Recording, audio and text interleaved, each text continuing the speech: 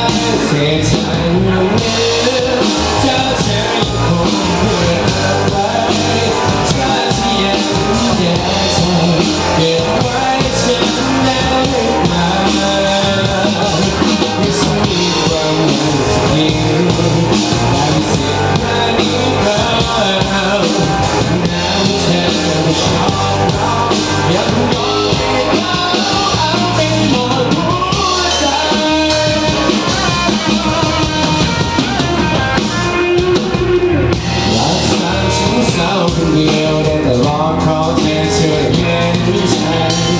อยากให้เขาไปไกลสิ่งมองใจฉันดีกว่านี้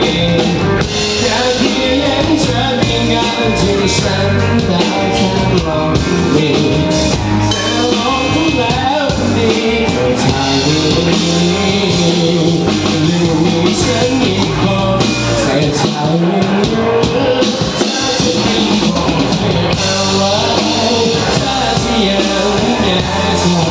เก็บไว้ฉันได้หรือเปล่าที่ฉันมีความเสีย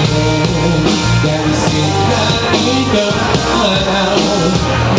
เธอจะชอบเรายังรอเอาไม่หมดหัวใจฉันไม่ได้รอแต่เธอรักกันสักคน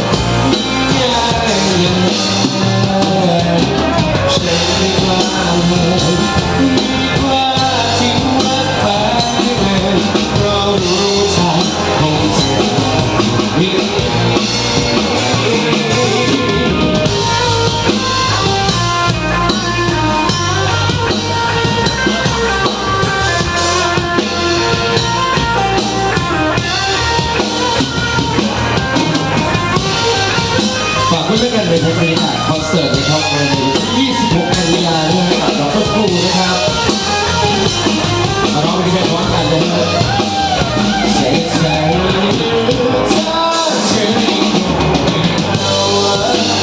เธอที่ยังไม่แน่ใจ